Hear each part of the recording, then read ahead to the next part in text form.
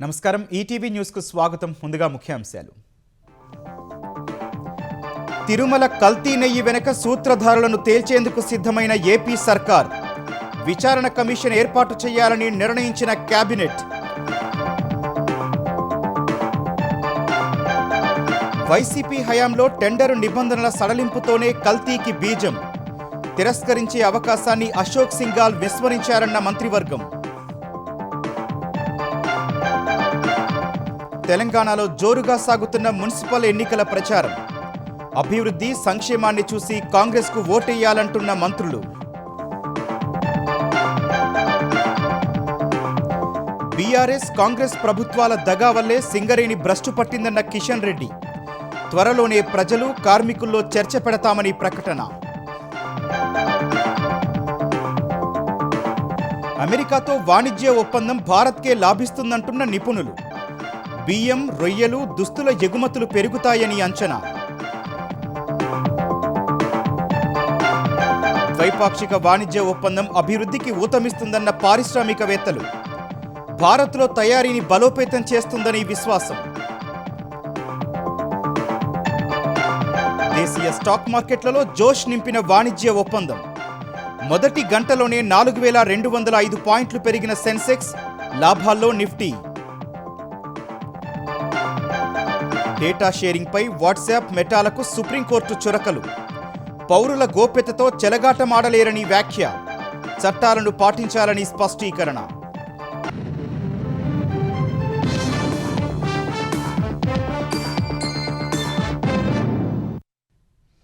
కల్తీ నెయ్యి సరఫరా ఘటనలో అసలు సూత్రధారులను తేల్చేందుకు విచారణ కమిషన్ ఏర్పాటు చేయాలని ఆంధ్రప్రదేశ్ మంత్రివర్గం నిర్ణయించింది. కమిషన్ ఆఫ్ ఎంక్వైరీస్ ద్వారా విచారణ బృందం ఏర్పాటు చేసి నిర్ణీత కాల పరిమితిలో నివేదిక తెప్పించుకోవాలని తీర్మానించింది. ముఖ్యమంత్రి చంద్రబాబు అధ్యక్షతన సచివాలయంలో సమావేశమైన మంత్రివర్గం కల్తీ నెయ్యి వ్యవహారంలో సిట్ సమర్పించిన నివేదికపై చర్చించింది. అడ్వకేట్ జనరల్ను కేబినెట్కు పిలిపించిన మంత్రివర్గం సిట్ ఇచ్చిన నివేదిక ఆధారంగా న్యాయపరంగా తీసుకోవాల్సిన చర్యలపై చర్చించింది. టీటీడీ పర్చేజ్ కమిటీలో నాడు తాను, వేమిరెడ్డి ప్రశాంత్ రెడ్డి సభ్యులుగా ఉన్నప్పటికీ తమని సమావేశానికి కనీసం ఆహ్వానించలేదని మంత్రి పార్థసారథి కేబినెట్ దృష్టికి తీసుకొచ్చారు. తమను పిలవకపోగా పర్చేజ్ కమిటీలో సభ్యులు కాని కరుణాకర్ రెడ్డి పాల్గొన్న విషయాన్ని వివరించారు. పర్చేజ్ కమిటీలో సభ్యుడిగా ఉన్న చెవిరెడ్డి భాస్కర్ రెడ్డి, కమిటీలో సభ్యుడు కాని కరుణాకర్ రెడ్డి నిబంధనలు సడలించి కల్తీకి తెరలేపారని మంత్రివర్గం అభిప్రాయపడింది. వైసీపీ హయాంలో టెండర్ నిబంధనల్ని సడలించడంతోనే కల్తీకి బీజం పడిందని కేబినెట్ అభిప్రాయపడింది. ఈవోగా ఉన్న సింఘాల్ సడలించిన నిబంధనల్ని తిరస్కరించే విచక్షణాధికారం ఉన్నా ఆ దిశగా నిర్ణయం తీసుకోకపోవటాన్ని మంత్రివర్గం తప్పుబట్టింది. వైసీపీ హయాంలో 2022లో central food technological research institute CFTRA సమర్పించిన నివేదికలోనే కల్తీ నిర్ధారణ అయినా చర్యలు తీసుకోకపోవడంపై అసంతృప్తి వ్యక్తం చేసింది. వైసీపీ హయాంలోనే నెయ్యిలో కల్తీ జరిగినట్లు 2022లోనే CFTRA నివేదిక ఇచ్చిన విషయం నాటి టీటీడీ చైర్మన్ వైవి సుబ్బారెడ్డికి తెలుసా అని అడిగిన పవన్ కళ్యాణ్ అడిగినట్లు తెలిసింది. తప్పులన్నీ తెలిసే గత పాలకులు నివేదికను తొక్కిపెట్టడం, చర్యలు తీసుకోకపోవడం ఏంటని పవన్ ప్రశ్నించినట్లు సమాచారం. నాటి ప్రభుత్వ లోపాల్లో ప్రతి అంశాన్ని క్షుణ్ణంగా అడిగి తెలుసుకున్న Pawan Kalyan national dairy development board NDDB నివేదికలోనూ జంతు అవశేషాలు నిర్ధారణ అయిన విషయాన్ని కేబినెట్లో ప్రస్తావించారు. సిట్ తన నివేదికలో పాత్రధారులపై మాత్రమే చర్యలకు సిఫారసు చేసిందని మంత్రివర్గం అభిప్రాయపడింది. అసలు సూత్రధారులెవరో తేల్చాలని నిర్ణయించింది. విచారణ అంశాలకు ఛార్జిషీట్లో ఉన్న అంశాలు, ప్రభుత్వానికి సమర్పించిన నివేదికలో తేడాలను మంత్రులు గుర్తించారు. విచారణ సందర్భంగా వెల్లడైన వాస్తవాలు ఛార్జిషీట్లో ఎందుకు లేవనే దానిపై చర్చ జరిగింది. ఈ తేడాలను తేల్చేందుకు విచారణ కమిషన్ ఏర్పాటు చేయాలని నిర్ణయించింది. కమిషన్ ఆఫ్ ఎంక్వైరీస్ ద్వారా విచారణ బృందం ఏర్పాటు చేసి నిర్ణీత కాల పరిమితిలో నివేదిక తెప్పించుకోవాలని తీర్మానించినట్లు సమాచారం. CFTRA అంటే గత ప్రభుత్వ హయాంలో CFTRA central food technological research ఇన్స్టిట్యూట్కి సేమ్ శాంపిల్స్ అప్పుడున్నటువంటి ఈఓ గారు పంపించడం జరిగింది. అందులో కూడా ఈ బెటాసిస్టోస్టెరాల్ అనేటువంటిది పాజిటివ్ వచ్చింది అని 2022లో రిపోర్ట్ ఇస్తే దాన్ని తొక్కిపెట్టి దాన్ని సరిదిద్దేటువంటి చర్యలు తీసుకోకపోగా దాన్ని కొనసాగిస్తూ మరింత విస్తృతపరిచే రకంగా ఆ రోజు ఉన్నటువంటి బోర్డు చైర్మన్ గారు కావచ్చు, కొంతమంది అధికారులు కావచ్చు, అందులో సభ్యులకు పాత్ర ఉంది అనేటువంటిది స్పష్టంగా తేల్చి చెప్పడం జరిగింది. శ్రీవారికి అపచారం చేసినటువంటి సంఘటనలో ఈ నేతలందరూ కూడా సుబ్బారెడ్డి గారి దగ్గర నుంచి, ధర్మారెడ్డి గారి దగ్గర నుంచి, సింగాల్ గారి దగ్గర నుంచి కింది స్థాయి కమిటీలో ఉన్నటువంటి వీళ్ళందరి మీద చర్యలు తీసుకోమని ఏదైతే రిపోర్ట్ నివేదిక ఇచ్చిందో వీళ్ళని నేరస్తులుగానే పరిగణించమని ఈరోజు భావించడం జరిగింది. రెండవది, అడ్మినిస్ట్రేటివ్గా ఇంకా ఏమన్నా ల్యాప్సెస్ ఉన్నాయా అనేటువంటిది తేల్చడం కోసం ప్రభుత్వం ఒక కమిటీని వేయడం జరుగుతుంది. వెరీ షార్ట్ టెన్యూర్ కమిటీ వేసి తదుపరి చర్యలు తీసుకోవడం జరుగుతుంది. కల్తీ రసాయనాలతో 20 కోట్ల లడ్డూలు తయారు చేసి పంపిణీ చేయటాన్ని మంత్రివర్గం తప్పుబట్టింది.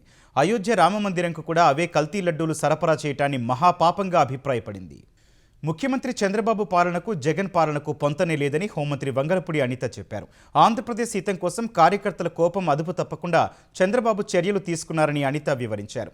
నాయకులకు వాస్తవాలు వివరించి వైసీపీ ఉచ్చులో పడకుండా నియంత్రించారని వెల్లడించారు.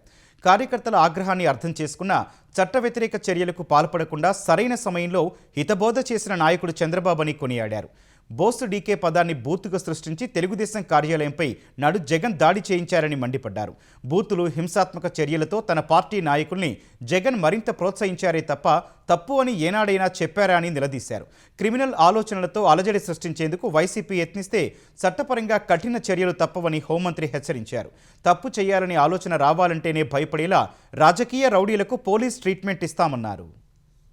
ఆంధ్రప్రదేశ్లో కూటమి ప్రభుత్వం చేస్తున్న అభివృద్ధిని చూసి ఓర్వలేక వైసీపీ నేతలు బూతులతో రెచ్చగొట్టే ప్రయత్నం చేస్తున్నారని బీజేపీ ఏపీ అధ్యక్షుడు మాధవ్ ఆరోపించారు. వైసీపీ నేతల బూతుల వల్ల ప్రజలకు రాజకీయాలు అన్నా, నాయకులన్నా చులకన భావం కలుగుతోందన్నారు. శృతిమించి వ్యవహరిస్తోన్న వారిపై ప్రభుత్వం కఠిన చర్యలు తీసుకోవాలని మాధవ్ కోరారు. బూతులు మాట్లాడే వాళ్ళకి బూతులోనే జవాబిచ్చే విధంగా పెద్ద ఎత్తున గత ప్రభుత్వాన్ని ఓడించడం జరిగింది. శరవేగంగా అభివృద్ధి జరగడాన్ని ఓర్వలేక బూతులు తిడితే, రెచ్చగొడితే, కార్యకర్తలు రెచ్చిపోతే దాని నుంచి అంటే శవాల పైన పేలాలు ఏలుకోవాలనే ఒక నేపథ్యంలో జరుగుతున్న పరిణామంగా భావిస్తున్నాం. ఆ విధంగా రెచ్చగొట్టడం, మేము కార్యకర్తలను సమన్వయం పాటించాలని కోరుతున్నాం. ఓపిక వహించాలి. వాళ్ళ సంబంధించిన ఆలోచన మనకు తెలుసు, గతంలో చూపించారు, మరొకసారి చూపించే ప్రయత్నం చేస్తున్నారు. కనుక వాటి ఈ విధంగా దిగజారుడు భాష మాట్లాడినా ఎక్కడ ఉపేక్షించేది లేదు. వాళ్ళందరికీ కఠినమైన శిక్ష విధించాలని కోరుతున్నాం. అలాగే ఏవైతే దాడులు ఉన్నాయో వాటిని కూడా ఖండిస్తున్నాం. ఆ విధంగా జరగకూడదు. దాని కారణంగా పక్కదారి పట్టించే ప్రయత్నం జరుగుతుంది. ముఖ్యమంత్రి చంద్రబాబుపై చేసిన వ్యాఖ్యలపై వైసీపీ నేత అంబటి రాంబాబు క్షమాపణ చెప్పి ఉంటే ఆయన కార్యాలయం వద్దకు తాము వెళ్లాల్సిన అవసరం ఉండేది కాదని గుంటూరు పశ్చిమ ఎమ్మెల్యే గళ్లా మాధవి స్పష్టం చేశారు. అంబటి ఇళ్లు, కార్యాలయంపై దాడికి సంబంధించి ఆయన కుమార్తె సహా వైసీపీ నేతలు చేస్తున్న విమర్శలను మాధవి తిప్పికొట్టారు. కల్తీ నెయ్యి నివేదికపై ఫ్లెక్సీలు వేస్తే వాటిని తొలగిస్తానని బెదిరించడం, సీఎంను దూషించడం తప్పు కాదా అని ప్రశ్నించారు. బూతులు తిట్టినప్పుడు మౌనంగా ఉండలేమన్న మాధవి, నిజంగా దాడి చేయాలంటే వైసీపీ వాళ్లు టీడీపీ కార్యాలయంపైకి వేరే వాళ్లను పంపినట్లు చేసేవాళ్లమన్నారు. చంద్రబాబు దాడులను, దొమ్మిలను ఏనాడు ప్రోత్సహించారని స్పష్టం చేశారు. ఈ వ్యవహారంలో వైసీపీ నేతలు ఎక్కువ మాట్లాడితే ఈసారి రాష్ట్రంలోని మహిళలంతా తిరగబడతారని మాధవి హెచ్చరించారు. డైవర్షన్ పాలిటిక్స్తో పాటు డైవర్స్ పాలిటిక్స్ అంటే విభజించే పాలిటిక్స్, దాన్ని ట్రై చేయడం, అది కాకపోతే సెంటిమెంట్, ఉమెన్ సెంటిమెంట్ పాలిటిక్స్, అది కాకపోతే పరామర్శ, ఇది ఎప్పుడు జరిగే ఒక స్క్రిప్ట్, అది జరిగింది. మరి తప్పు చేశారు, క్షమాపణ చెప్పండి, ఇంతకంటే ఏమన్నా అడిగారా మిమ్మల్ని? తర్వాత పవన్ కళ్యాణ్ గారి గురించి మాట్లాడతారు. మనం బరంపురం. ఇప్పుడు ఎందుకమ్మా మీకు అది? పవన్ కళ్యాణ్ గారి గురించి మీ నాన్నగారు మాట్లాడిన మాటలు గుర్తు చేయనా? తప్పు చేశారు, క్వశ్చన్ చేస్తున్నాము, ఆన్సర్ చేయండి. కులం ఎందుకు తల్లి మీకు? తెలంగాణ వ్యాప్తంగా పురపోరు ప్రచారం జోరుగా సాగుతోంది. కాంగ్రెస్ నాయకులు, మంత్రులు పార్టీ అభ్యర్థుల గెలుపు కోసం ఇంటింటి ప్రచారం చేపట్టారు. ప్రభుత్వం అమలు చేస్తున్న వివిధ పథకాలను వివరిస్తూ ఓట్లు అభ్యర్థిస్తున్నారు. స్థానికంగా ఉన్న పలు సమస్యలను పరిష్కరిస్తామని హామీ ఇస్తున్నారు.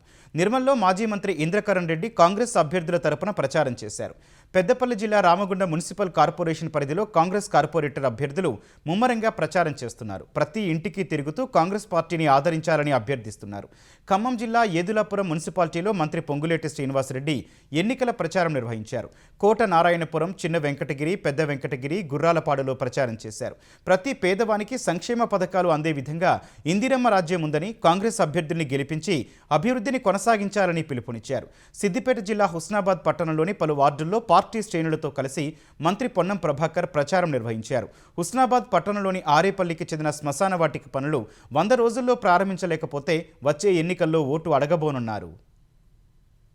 రేషన్ కార్డు ఇయ్యాలి 10 ఏళ్ళ ఇయ్యాల కూడా అర్హత ఉంటే రేషన్ కార్డు తీసుకో అనేటువంటి హక్కు ఉంది. ఎక్కడైనా దేశంలో ఏ రాష్ట్రంలో లేని విధంగా సన్న బియ్యాన్ని ఇస్తా ఉన్నాం. 10 ఏళ్ళు బియ్యం తీసుకుంటే తినడానికి కూడా పనికి రాకపోతుండే. ఇవాళ సన్న బియ్యం మనం ఇంట్లో తినడానికి అవకాశం ఉండే విధంగా ఉంది. అంతేకాదు 200 యూనిట్ల కరెంటు ఫ్రీ ఇస్తా ఉన్నాం. 20 వార్డుల్లో మీరు తప్పకుండా మమ్మల్ని ఆశీర్వదించి ఈ హుస్నాబాద్ అంటే చుట్టుపక్కల నగరాల కంటే పెద్దగా ఎదిగేటట్టుగా మరి ఈ యొక్క ఆశీర్వచనం పనిచేయాలని కోరుతూ మీ అందరి మరొక్కసారి నమస్కారం చెప్తూ సెలవు తీసుకుంటా ఉన్నాను. అటు ప్రతిపక్షాలు కూడా మున్సిపల్ ఎన్నికల ప్రచారాన్ని ముమ్మరం చేశాయి. ఇంటింటికి వెళ్లి ఓటర్లను ప్రసన్నం చేసుకోవటానికి అభ్యర్థులు శ్రమిస్తున్నారు. ఒకవైపు హామీలు గుప్పిస్తూనే మరోవైపు అభివృద్ధి చేస్తామని భరోసా ఇస్తున్నారు. జిన్నారం మున్సిపాలిటీలో స్వాలకపల్లి గ్రామంలో బీజేపీ అభ్యర్థి జగన్ రెడ్డి తరపున మెదక్ ఎంపీ రఘునందన్ రావు ప్రచారం చేశారు. మేడ్చల్ జిల్లా ఎల్లంపేట మున్సిపాలిటీలో బీఆర్ఎస్ అభ్యర్థి తరపున మాజీ మంత్రి మల్లారెడ్డి విస్తృత ప్రచారం నిర్వహించారు. సిద్దిపేట జిల్లా దుబ్బాక మున్సిపాలిటీ పరిధి 18వ వార్డులో బీఆర్ఎస్ అభ్యర్థి అంకం హేమలత మధు ఇంటింటి ప్రచారం నిర్వహించారు. అధికారంలోకి వచ్చిన తర్వాత మున్సిపాలిటీల అభివృద్ధిని కాంగ్రెస్ పూర్తిగా విస్మరించిందని విమర్శించారు. మంచిర్యాల జిల్లా చెన్నూరు నియోజకవర్గంలో బీఆర్ఎస్ అభ్యర్థి తరపున సిపిఐ నాయకులతో కలిసి మాజీ ఎమ్మెల్యే బాల్క సుమన్ విస్తృతంగా ప్రచారం నిర్వహించారు. సూర్యాపేట జిల్లా కోదాడ పట్టణంలోని 11వ వార్డు ఓటర్లు రహదారిపై ఆందోళనకు దిగారు. వార్డు నుంచి 5గురు బరిలోకి దిగగా అందులో 4గురు డబ్బు కాసపడి నామినేషన్లు వెనక్కి తీసుకున్నారనే సమాచారంతో ఓటర్లు నిరసనకు దిగారు. కాంగ్రెస్ అభ్యర్థులకు పెద్ద మొత్తంలో నగదు ముట్టజెప్పిందని, అమ్ముడుపోయిన వారిపై చర్యలు తీసుకోవాలని ఓటర్లు డిమాండ్ చేశారు.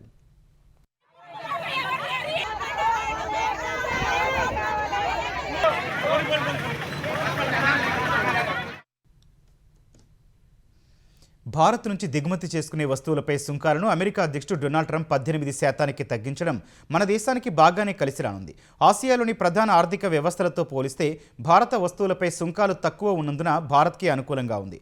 బంగ్లాదేశ్ వస్తువులపై 20%, పాకిస్తాన్ ఉత్పత్తులపై 19% సుంకాలుండగా ఆగ్నేయాసియా దేశాలైన మలేషియా, కంబోడియా, థాయిలాండ్పై 19% ఉన్నాయి. చైనా వస్తువులపై అమెరికా 34 నుంచి 37% సుంకాలను అమలు చేస్తోంది. త్వరలోనే ఇరు దేశాలు వాణిజ్య ఒప్పందంపై సంతకాలు చేయనుండగా భారత వస్తువులపై సుంకాలు 18% తగ్గనున్నందున ఆయా దేశాలు అమెరికాకు ఎగుమతి చేసే ఉత్పత్తుల విషయంలో భారత్ గట్టి పోటీ ఇవ్వనుంది. భారత్ నుంచి బియ్యం, రొయ్యలు, దుస్తులు, రత్నాభరణాలు, పాదరక్షల ఎగుమతులు పెరుగుతాయని నిపుణులు అంచనా వేస్తున్నారు. భారత్ అమెరికా వాణిజ్య ఒప్పందం దేశాభివృద్ధికి మరింత ఊతమిస్తుందని పలువురు పారిశ్రామికవేత్తలు అభిప్రాయపడ్డారు. ఆవిష్కరణల కేంద్రంగా ఉండాలన్న ఆశయానికి ఈ ఒప్పందం మద్దతు ఇస్తుందని అభిప్రాయపడ్డారు. సుంకాల తగ్గింపుతో భారత్ అమెరికా మధ్య వ్యూహాత్మక ఆర్థిక సంబంధాలు బలోపేతానికి మార్గం సుగమమైందని ఆదిత్య బిర్లా గ్రూప్ చైర్మన్ కుమార్ మంగళం బిర్లా చెప్పారు. వివిధ రంగాల్లో సహకారానికి, పెట్టుబడులకు ఒక అవకాశం ఏర్పడిందని అన్నారు. సుంకాలను 18% తగ్గించడం సానుకూల పరిణామమని, ఇది ఎగుమతుల పోటీతత్వాన్ని మెరుగుపరుస్తుందని టీవీఎస్ మోటార్ చైర్మన్ సుదర్శన్ వేణు అన్నారు. నిదానమే ప్రధానం వల్ల కలిగే ప్రయోజనాలకు తాజా ఒప్పందం నిదర్శనమని మహీంద్ర గ్రూప్ చైర్మన్ ఆనంద్ మహీంద్ర ఎక్స్లో పోస్ట్ చేశారు. ఐరోపా సమాఖ్యతో మదర్ ఆఫ్ ఆల్ డీల్స్ లాంటి ఒప్పందం కుదిరితే ఇప్పుడు అమెరికాతో ఫాదర్ ఆఫ్ ఆల్ డీల్స్ లాంటి ఒప్పందం కుదిరిందని ఆర్పీజీ ఎంటర్ప్రైజెస్ చైర్మన్ హర్ష్ గోయింకా ఎక్స్లో పోస్ట్ చేశారు. ప్రధాని నరేంద్ర మోదీ నేతృత్వంలోని ప్రభుత్వం అద్భుత విజయం సాధించిందని రాసుకొచ్చారు. తాజా ఒప్పందం మేక్ ఇన్ ఇండియా కార్యక్రమాన్ని బలోపేతం చేస్తుందని spice jet chairman Ajay Singh తెలిపారు. అమెరికాతో వాణిజ్య ఒప్పందానికి సంబంధించిన పూర్తి వివరాలు బయటపెట్టాలని కాంగ్రెస్ డిమాండ్ చేసింది. అగ్రరాజ్యానికి చెందిన వ్యవసాయ, పాడి ఉత్పత్తులను భారత మార్కెట్లోకి అనుమతించే అంశంపై స్పష్టతనివ్వాలని కోరింది. రష్యా నుంచి భారత్ చమురు కొనుగోలు నిలిపివేస్తున్న ట్రంప్ వ్యాఖ్యలపై వివరణ ఇవ్వాలని డిమాండ్ చేసింది. అమెరికా ఉత్పత్తులపై 0 టారిఫ్ విధిస్తే భారత్కు తీవ్ర నష్టం కలుగుతుందని సామాజిక మాధ్యమం ఎక్స్లో కాంగ్రెస్ పోస్ట్ చేసింది. ఇది రైతులు, వ్యాపారవేత్తలు, పెట్టుబడిదారులను మోసం చేయడమేనని తెలిపింది. అగ్రరాజ్యానికి చెందిన ఉత్పత్తులను భారీగా కొనుగోలు చేస్తే మేక్ ఇన్ ఇండియా పరిస్థితి ఏంటని నిలదీసింది. ప్రధాని మోదీ విజ్ఞప్తితోనే ట్రేడ్ డీల్ కుదిరినట్లు ట్రంప్ పేర్కొనడంపై అనుమానాలు వ్యక్తం చేసింది. పార్లమెంటు దేశ పౌరులను పరిగణలోకి తీసుకుని వెంటనే వాణిజ్య ఒప్పందానికి సంబంధించిన వివరాలు బహిర్గతం చేయాలని డిమాండ్ చేసింది. వాటిపై పార్లమెంట్లో చర్చ చేపట్టాలని కోరింది. భారత్ అమెరికా మధ్య వాణిజ్య ఒప్పందం ఖరారు చేసిన ప్రధాని నరేంద్ర మోదీని కేంద్ర మంత్రులు ఎంపీలు సత్కరించారు. ఎన్డీఏ పార్లమెంటరీ పార్టీ భేటీలో కూటమి ఎంపీలు మోదీని అభినందించారు.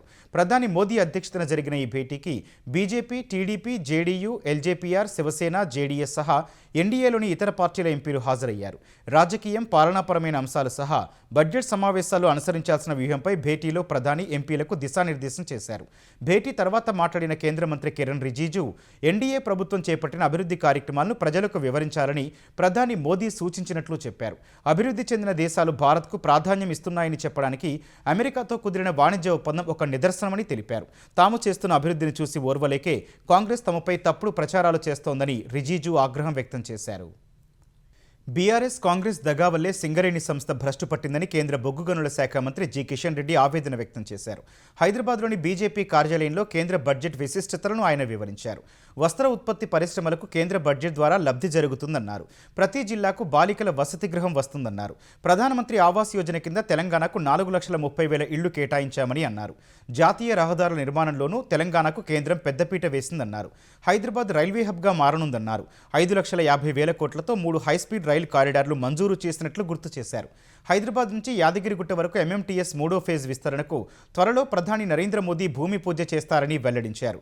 మేడారం జాతరకు కేంద్రం 3,70,00,000 కేటాయించిందన్న ఆయన అవి రాష్ట్ర ప్రభుత్వానికి చేరే వరకు తనదే బాధ్యతన్నారు.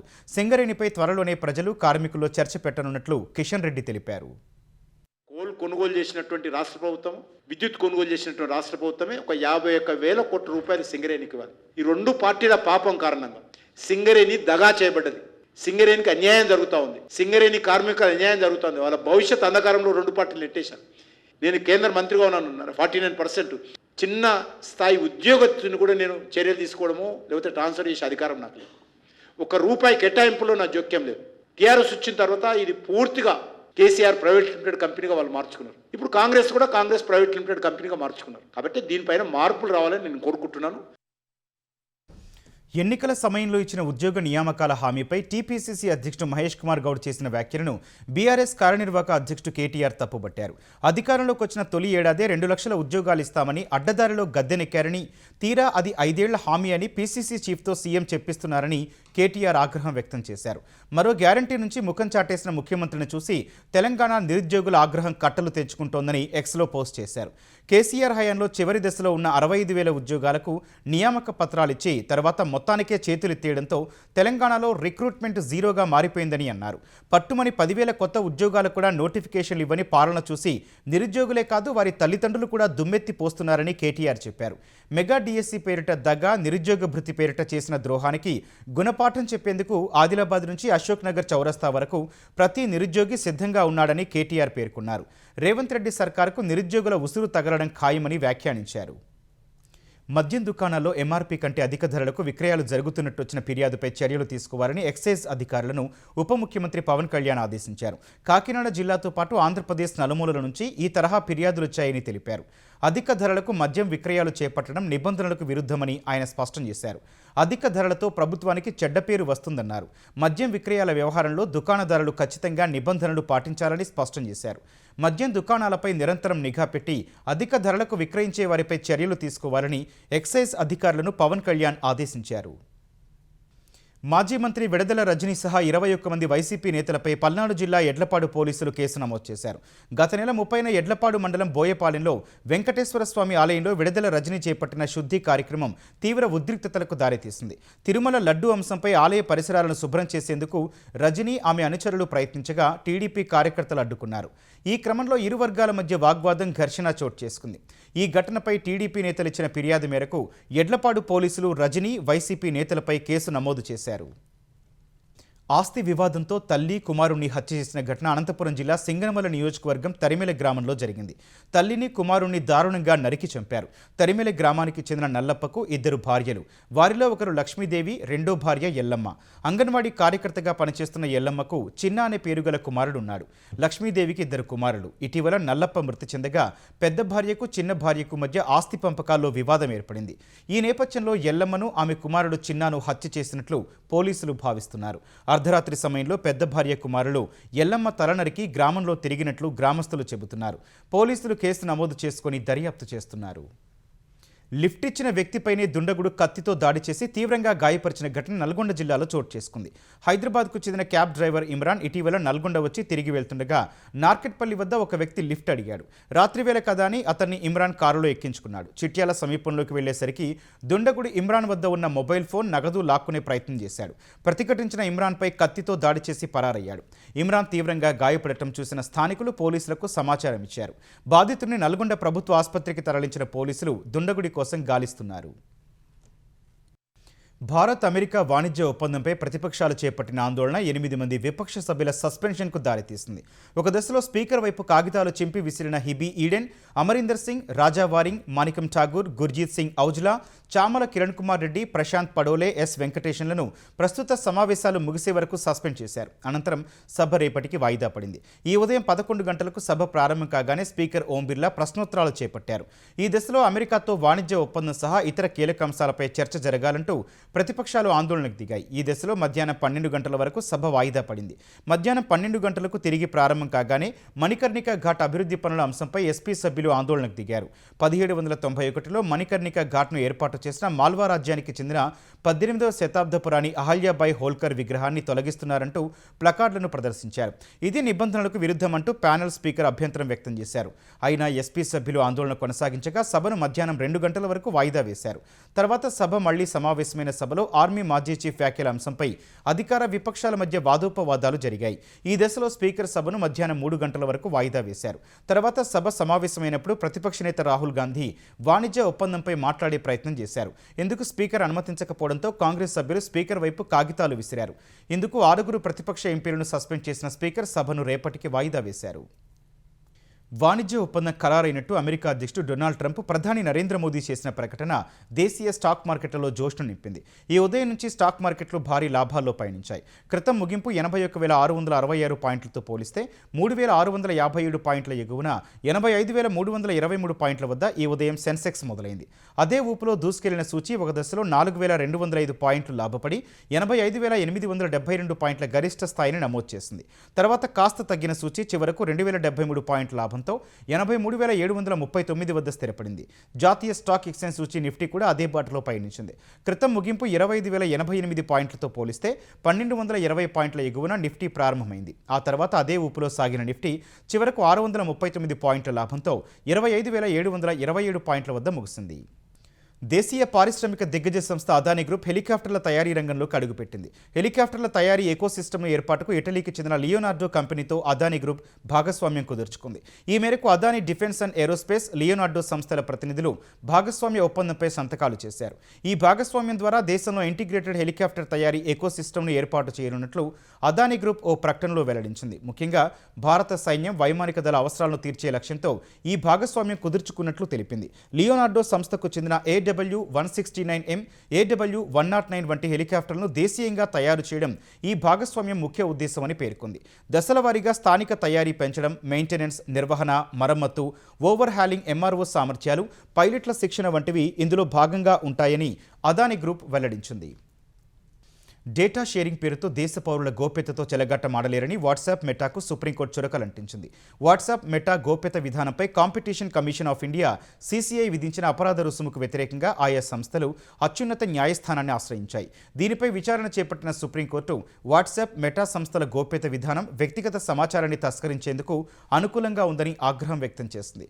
ఒకవేళ దేశ చట్టాలను పాటించకపోతే భారత్ను వీడి వెళ్లొచ్చని CJI జస్టిస్ సూర్యకాంత్ హెచ్చరించారు.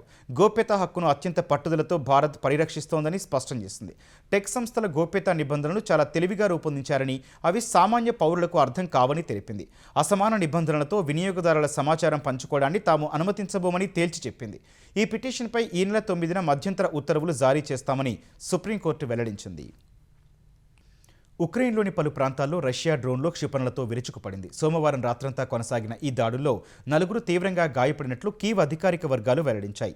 రష్యా దాడులకు అత్యవసర సర్వీసుల సముదాయాలు, పౌరుల ఇళ్లు, భవనాలు ధ్వంసమయ్యాయని తెలిపాయి. పలు జిల్లాల్లోని మౌలిక సదుపాయాలు దెబ్బతిన్నట్లు పేర్కొన్నాయి. క్షిపణులు, డ్రోన్ల ధాటికి భవనాలు, కార్లు, బస్సులు పూర్తిగా కాలిపోయినట్లు ఉక్రెయిన్ అధికారులు వివరించారు. ఈటీవీ న్యూస్ సమాప్తం. నమస్కారం.